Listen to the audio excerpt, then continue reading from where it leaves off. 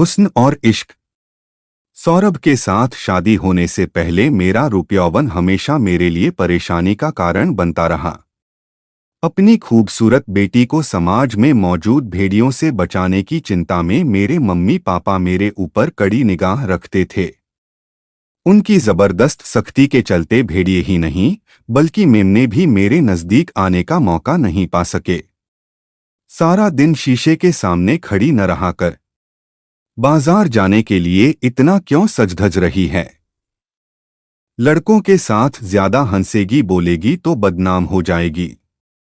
पढ़ाई में ध्यान लगा पढ़ाई में, मेरे मम्मी पापा मुझे देखते ही ऐसा भाषण देना शुरू कर देते थे।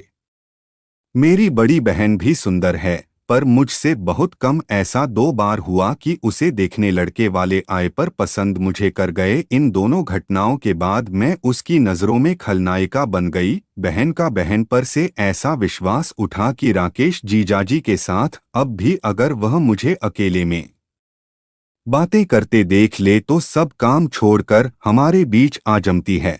मैं किसी तरह का गलत व्यवहार करने की कसूरवार नहीं हूँ, पर उस बेचारी का शायद विश्वास डगमगा गया है।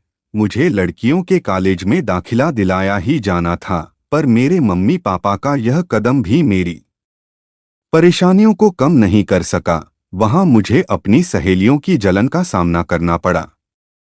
पहले तो मुझे सहेलियों के खराब बर्ताव पर गुस्सा आता था, पर फिर बाद में सहानुभूति होने लगी। वे बेचारियां महंगी ड्रेस में भी उतनी सुंदर व आकर्षक नहीं लगती थीं जितनी कि मैं साधारण से कपड़ों में लगती। मैं साथ होती तो उनके बॉयफ्रेंड उन पर कम ध्यान देते और मेरी तरफ देखकर ज्यादा लार टपकाते। मेरा कोई बॉयफ्रेंड नहीं बन सका।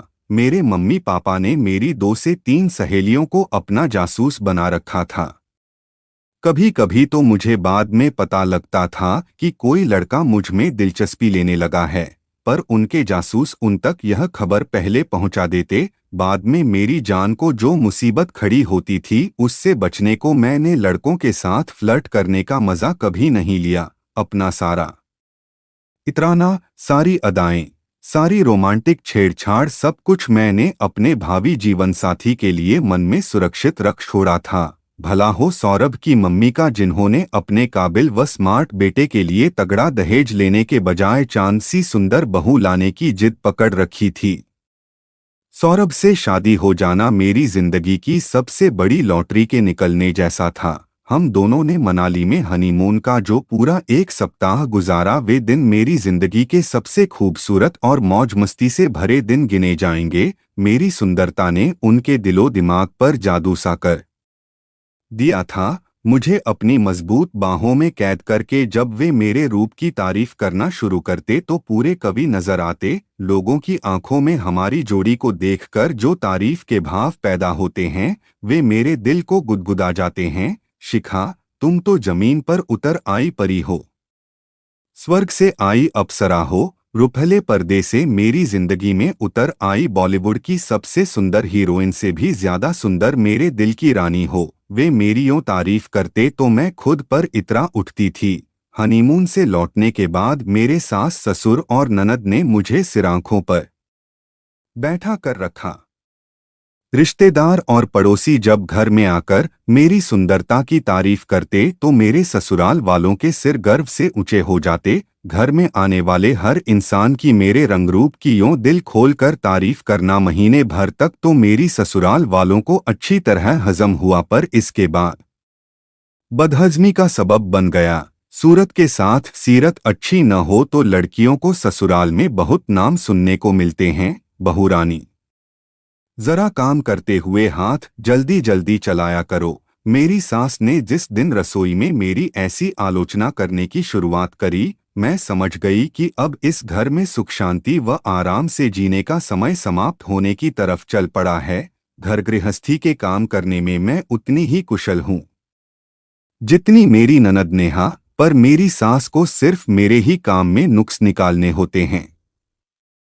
वे अपने द्वारा कुशलता से किए गए काम का उदाहरण सामने रखकर मुझे नीचा दिखाने का कोई मौका मुश्किल से ही हाथ से निकलने देती हैं। मैं आपसे सारा काम सीखने को तैयार हूँ मम्मी, आप मुझे डांटा कम और सिखाया ज्यादा करो न। मैंने बड़े लाड़ से एक शाम अपनी यह इच्छा सासुमां के सामने जाहिर करी, पर उन्होंने इसी बात को पकड़कर घर में हंगामा खड़ा कर दिया था। जो काम सीखना चाहता हो उसे अपनी जबान को काबू में और आंखों व कानों को खुला रखना चाहिए बहू रानी। मैं क्या पागल हूँ जो बिना बात तुझे डांटती हूँ? अपने घर से सब काम सीख कर आती तो मुझे कुछ कहने की जरूरत ही नहीं पड़ती। मुझे इनसे प्यार और इज्जत करानी हो तो घर के कामों में कुशल बनो। मुझे ऐसी ढेर सारी बातें सुनाने के बाद सासुमां ने मुंह फुलाकर घर में घूमना शुरू कर दिया। तो कुछ ही देर में इस घटना की जानकारी हर किसी को हो गई। उस रात पति ने भी मेरे दिल को जख्मी करने की शुरुआत कर दी। शिखा, अब सारा दिन सिर्फ सज-धज कर घूमने से काम नहीं चलेगा। माँ को घर में बहू के आने का सुख मिलना चाहिए। तुम उनसे बहस करने के बजाय सही ढंग से काम करना सीखो। घर की सुख शांति तुम्हारे कारण बिल्कुल नहीं बिगड़नी चाहिए। यो भाषण देते हुए सौरभ मुझे मेरे प्यार में पागल प्रेमी नहीं बल्कि जबरदस्ती नुक्स निकालने वाले आलोचक नजर आ रहे थे। सौरभ के अचानक बदले व्यवहार ने मेरे दिल को तो चोट पहुंचाई कि मेरी आंखों से आंसू बह चले। तब उन्होंने फौरन मुझे छाती से लगाकर प्यार करना शुरू कर दिया। उनका छूना मुझे हमेशा मदहोश सा कर देता था, लेकिन इस बार ऐसा नहीं हुआ। मेरे ज़हन में रह रहकर उनकी आंखों में उभरे अजीब से संतोष के भाव व्यक्त करता उनका चेहरा उभर रहा था। ये भाव उनकी आंखों में तब उभरे थे जब मैंने उनका भाषण सुनकर आंसू बहाने शुरू किए थे। इस तरह के भाव मैं जब से होश संभाला है तब से बहुतों की आंखों में देखती आई हूँ। मुझे डांट कर रुला देने में अगर मेरे मम्मी पापा सफल हो जाते थे तो ऐसा ही संतोष उनकी आंखों में झलकता था। मेरा कोई काम बिगाड़कर या मुझे नीचा दिखाने के बाद मेरी बहन की आंखें ऐसे ही भाव दिखाती थीं। मेरी कॉलेज की सहेलियां अपने खराब व्यवहार से मुझे अकेलेपन व उदासी का शिकार बना देने के बाद इसी तरह से संतोषी भाव से मुस्कराती नजर आती थीं। मेरे जीवन साथी के दिल में भी मेरी सुंदरता ने जलन के भाव पैदा कर दिए हैं।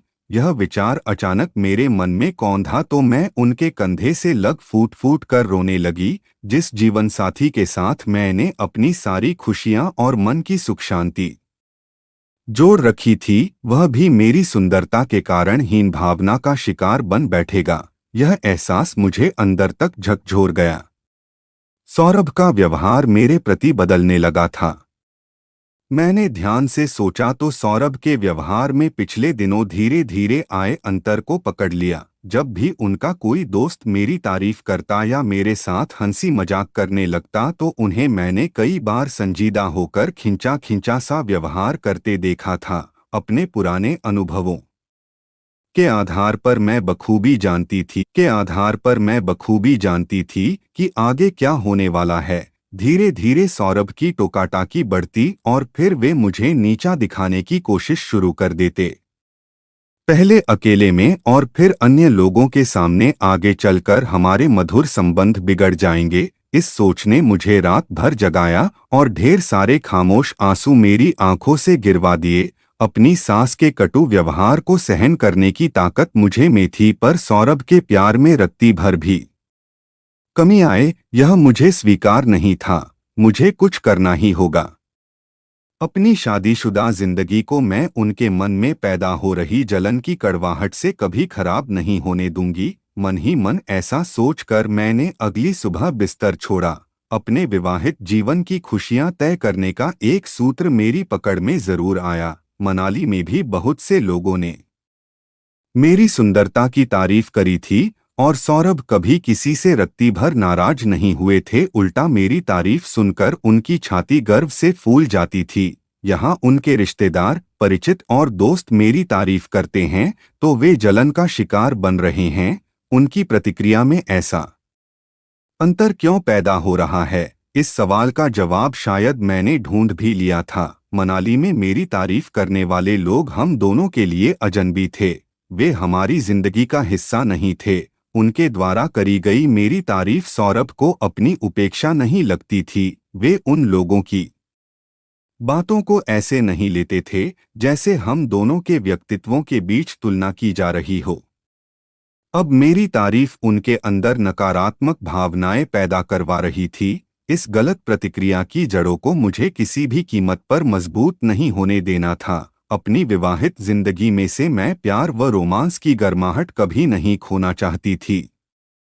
उनके एक पक्के दोस्त मयंक ने अगले दिन अपनी शादी की सालगिरह के उपलक्ष्य में हमें अपने घर डिनर पर आमंत्रित किया। वहां जाने के लिए जब पूरी तरह से तैयार होकर मैं सौरभ के सामने आई तो मारे हैरानी के उनका मुंह खुला का खुला रह गया। अपने को तैयार करने में मैंने सचमुच बहुत मेहनत करी थी और मैं बला की खूबसूरत लग भी रही थी। पार्टी में इनके करीबी दोस्त और मयंक के घरवाले ही मौजूद थे। सभी एक दूसरे से अच्छी तरह परिचित थे, इसलिए ड्राइंग हॉल में खूब हल्ला गुल्ला हो रहा था। शिखा के आते ही कमरे में रोशनी की मात्रा कितनी ज्यादा बढ़ गई है न। इनके दोस्त नीरज के इस मजाक पर सभी लोग ठहाके मारकर हंस पड़े। अपने सौरभ का तो बिजली का खर्चा बचने लगा है यारो। अब तो शिखा के कारण अपने कमरे में ट्यूबलाइट जलाने की कोई जरूरत ही नहीं रही। राजीव के इस मजाक पर एक बार फिर ठहाकों की आवाज से कमरा गूंज उठा। दोस्तों,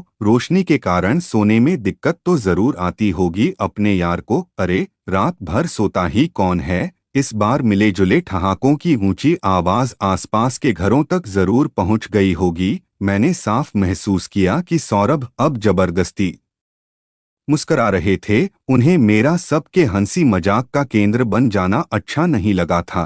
अपने दोस्तों की आंखों में मेरे रूपरंग के लिए तारीफ के भाव देखकर वे तनाव से भरे नजर आने लगे थे। मैंने अपनी गर्दन घुमाकर उन्हें अपनी नजरों का केंद्र बना लिया।